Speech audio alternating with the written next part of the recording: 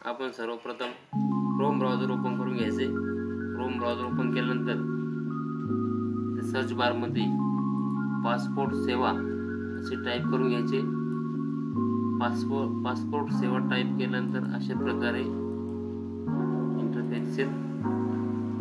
ते खाली आल्यानंतर जी सर्वात अगोदरची वेबसाईट आहे ती ओपन करायची। पासपोर्ट सेवा होम या वेबसाईटला ओपन करायचे। ओपन केल्यानंतर अशा प्रकारे पासपोर्ट सेवाचं होम पेज ओपन होईल।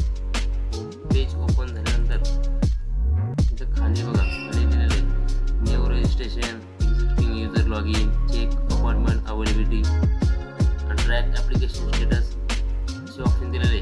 आपल्याला ट्रॅक ॲप्लिकेशन स्टेटसवरती क्लिक करायचं आहे। क्लिक केल्यानंतर हे बघा स्टेटसचं पेज ओपन होईल। सर्वात अगोदर तुम्हाला विचारलेलं आहे बघा सिलेक्ट ॲप्लिकेशन टाईप। आपल्याला पासपोर्ट सिलेक्ट करायचं आहे। पासपोर्ट सिलेक्ट केल्यानंतर इथं आपल्याला आपला पासपोर्ट नंबर टाकून घ्यायचा आहे व्यवस्थित। पासपोर्ट नंबर टाकल्यानंतर आपल्याला त्याच्या खाली आपला जन्मतारीख टाकून घ्यायची।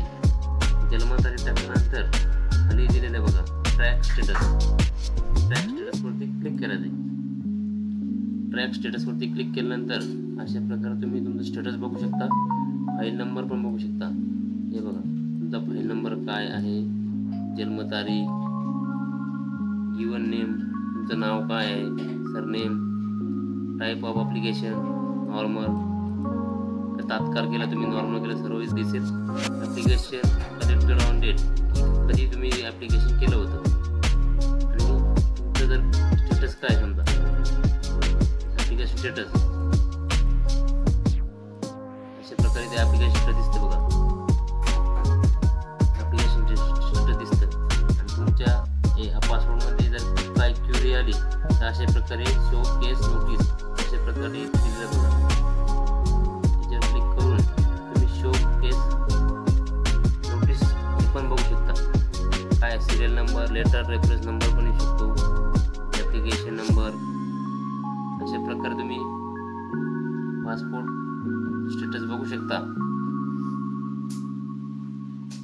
आणि तुमचं स्टेटस कुठपर्यंत बनलंय ते पण बघू शकता।